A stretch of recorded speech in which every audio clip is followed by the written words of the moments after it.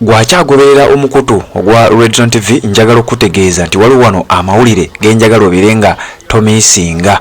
Omukyala amanyiddwa nga Speaker wa Parliament Anita Amongo kirabika ebibye si birungi ku nsonga za ssente ey'omuwi w'omusolo. Amaka ago golaba agasangibwa mu kyalo e Bukedeya ngenda kuwa ebigakwatako. Waliwo ekipapula ekyafulumye era kyatambudde nnyo ku mitimbagano. Ekipapula kino nga kiraga nti kyawandiikiddwa okuva mu office eya Attorney General era nga kyawandiikibwa ng'ennaku z'omwezi 28 omwezi ogw'omusanvu omwaka gwa 2023. Kiwandiiko kino kiraga ki? Ekiwandiiko kiriko ssente Anita Amongo ze yakozesa oba ze yasaasaanya ku makaage gano, si ku makaage gonna wabula ku kikomera. Kati njagala owulirize mubadde mulaajana abali mu kulya ssente y'omuwi w'omusolo nga temumanyi ensonga entuufu yeeriwa. Amaka ga Speaker Anita Amongo ago ge twogerako abasinga obungi tebagaawula na ssomero lye yazimba. Ebintu bino bya njawulo. Speaker Anita Amongo yazimba amaka ago era nga kigambibwa okuba nti gabalirirwamu obuwumbi 20. Agamaka ga njawulo n'essomero lino lyali ssomero ddala era na byonna biri Bukedeya. Essomero lino yalizimba n'aleeta President Yoweri Museveni abeere nga aliggulawo, wabula ate nga ye mukyala y'omu yennannyini maka gano amaka gagambibwa okuba nti gaawemmenta ssente y'omuwi w'omusolo. Jagiyita y'omuwi w'omusolo kubanga tezaalika accountability. Gaawemmenta ssente y'omuwi w'omusolo ebalirirwamu obuwumbi 20 eza siringi za Uganda. Ekintu kino kyateeka bannayuganda bangi nnyo ku bunkenke. Kati kigambibwa nti agamaka okugazimbira ekikomera kyokka kyamalawo obukadde 532. Okitegedde? 532 million Ugandan shillings sente za muwi wa musolo Anita Amongo ze yakozesezza oba ze yakozesa okubeera nga azimba ekikomera ekyo oba ekikomera kye yateeka ku maka agogola baago. Ennyumba eyo atagijjukira nagikuwaako ko emabegaawo ebigikwatako. Ennyumba esangibwa ku kyalo kye bayita Ayereyere kyekyalo we bakiyita sub-county bagiyita Kamuturu sub-county mu district ey'e Bukedeya. Amaka gano agamanyiddwa nga aga Speaker Anita Amongo ne bbaawe amanyiddwa nga Moses Magogo nga ye president w'ekitongole ekya FUFA Federation of Uganda Football Association era atuula wali ku FUFA Emengo ku FUFA House. Amaka gano gatudde ku square miles 5 square miles. Gayina ebisenge bedrooms 65, gayina floors 2 nga wogalaba emyaliriro 2, kuliko swimming pool 2 ez'ekika ekya waggulu ennyo eziri ku level eya international. Swimming pool ziriko 2, floors ziriko 2, ebisenge obusenge self contained bedrooms ziriko 65. Amaka gatudde ku square kilometers ku square miles 5 nambirira ga muntu omu. Kuliko sauna, kuliko steam sauna and steam rooms. Ohulira kuliko internet cafe ku makaago gali mu kyalo country home. Kuliko gym, kuliko kyebayita a huge parking space, kuliko farm era kuliko n'akasaawe akagwako helicopter.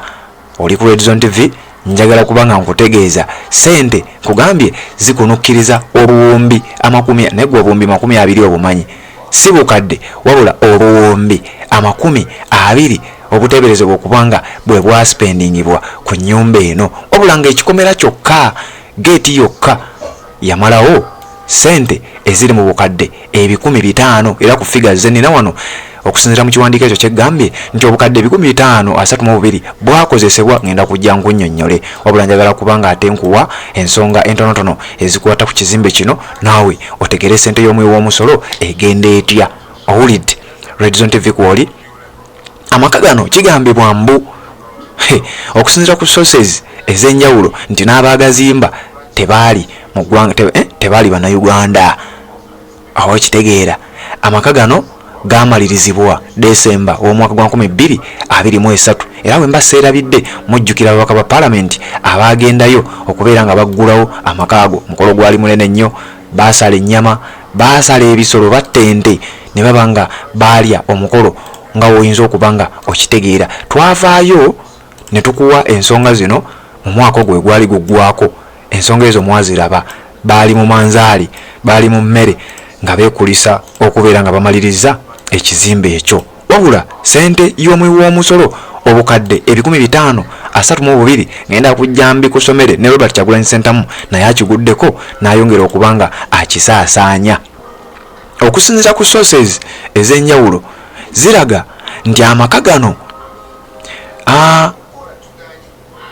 gano gazimbibwa okubeera nga country home ye. Amaka go mu kyalo ndowooza wenyinza okuba nga nkiyita country home, sobola kitegeeza si ge maka agali main. Alina amaka mu kibuga gy'asula gy'ava alyoka agende okubeera nga alamula parliament, wabula gano maka ge ga mu kyalo. Naye nkuwadde ebiriko, kuliko farm, kuliko akasaawe helicopter kwetuula, kuliko swimming pools 2 eziri ku mutendera ogwa waggulu ennyo, kuliko ebisenge ebisukka mu 6 self contained bedrooms. Kyamyalirira 2 ekikomera kati kyengenzeeko. Okusinziira ku kiwandiiko kino kyesigenda kubanga nkuyitiramu kyonna, wabula ng'ekiwandiiko ekyo nga bwe nkugambye ekyawandiikibwa ng'ennaku z'omwezi 28 mwezi gwa musanvu 2023 nga kiva mu office ya Attorney General era nga balaga Attorney General's Chambers, PO Box 7183 Kampala, Uganda, nga wandikira the clerk to Parliament of Uganda, PO Box 7178 Kampala.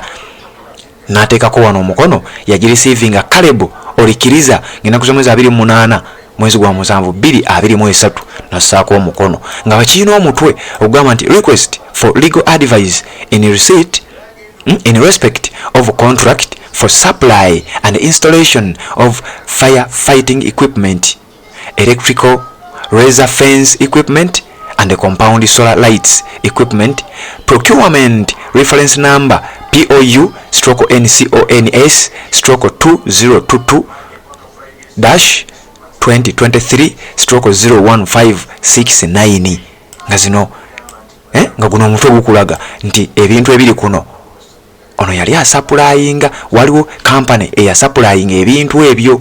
Robert Kyagulanyi Ssentamu bwe yabirabye yagenze ku mukutu gwe ogwa Twitter n'ategeeza bannayuganda nti mujje mulabe. Can you imagine this level of abuse of office? Nti kale laba oyinza okukkiriza okwonoona okukozesa obubi office okutuuse ku level eno ey'omukyala amanyiddwa nga Anita Amongo akubiriza Parliament. Uliriza. It now turns out that Anita Amongo spent 532 million shillings of our taxpayers' money to fence and purchase compound lights for her private home in Bukedea district. For context, Bukedea is one of the poorest districts in Uganda. Robert Kyagulanyi Ssentamu nga yeewuunya agamba kizuuliddwa era kivuddeyo ne kitegerekeka nti Anita Amongo essente y'omwiwu w'omusolo obukadde 532 yabukozesa okubeera nga afensinga azimba ekikomera ku maka ge n'okugula amataala g'okukozesa mu kompawundi ye mu maka ago. Naye nga teweewuunya nti ate district gy'avaamu Bukedea y'emu ku districts ezisinga okubeera obwavu, ezisinga okubeera obubi era enjavu bw'erwetoolola eggwanga Uganda. It also turns out that Anita Amongo and her deputy Tayewa spent another 591 million shillings to purchase 2 generators for their private homes. Uliriza. Nti era kizuuliddwa Anita Amongo akubiriza Parliament n'omumyuka we amanyiddwa nga Thomas Tayewa buli bakozesa ssente emiliyoni 591 buli omu okubanga agula generators ezaali zigenda okukola mu maka gaabwe. Okitegedde mu maka agali private bakozesa obukadde 591 nga bagenda kugula generators, standby generator. Abaana we bali waka bazannya amasannyalaze gayinza okugenda ne bagula generators ku bukadde 591 nga za mwiwu wa musolo. Robert Kyagulanyi Ssentamu n'agenda maaso nga agamba, very sadly, while this plunder was going on, the leaders we sent to check and stop it were bribed into silence and joined the looters. Nti ekisinga okubanga kinyiiza twali twasindika abakulembeze ab'enjawulo babeere nga beetegereza abantu bano ssente engeri gye bazikozesaamu, wabula kya nnaku nnyo era kyennyamiza nti bano bwe baatuuka mu Parliament ate baafuuka mikwano gya bano era baatandika okubanga bakolagana nabo either mu nkukutu oba mu lwatu. ono ndowooza toyinza kwewuunya nsonga ki eyinza okuba nga ejjira wano. Owekitiibwa Mathias Mpuuga yavaayo n'atutegeeza nti ye n'Anita Among baludde nga bamukwano era nti yaliko n'omukozi we ku ssomero erya Datamine.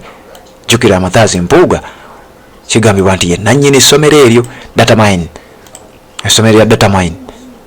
Kati Anita Among yali mukozi ku ssomero eryo nga Mathias Mpuuga ye boosi we.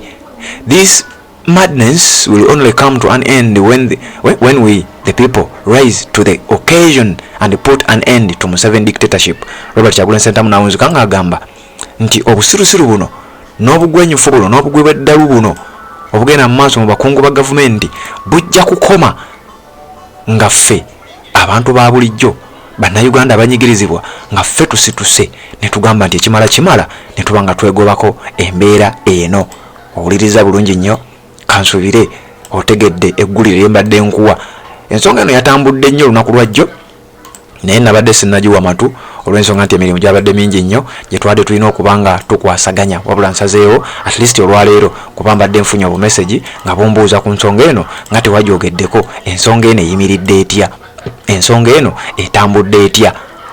Kakati njagala okujjukiza ku Haji Kasujja, ono nga musomi wa dduwa nga bwentera okugamba asangibwa Njeru ku luguudo olugenda e Jinja okumpi ne Nile. Akola ku bizibu eby'enjawulo, gw'alina ensonga z'omumaka nga tezikwatagana bulungi nnyo, sente tezirabika, emikisa gyabula, gyonna ajja kujja abeere nga abikolerako. Osobola n'omusanga ku WhatsApp ne muba nga mukikwasaganyiriza okwo. Ennamba eri 0753 85 nkagamunya kugambye asangibwa Njeru ku luguudo olugenda e Jinja gy'asinzira okuba nga ate abuna eggwanga lyonna. Weebale kubanga okyagoberera tuwuliziganye mu updates eziddako.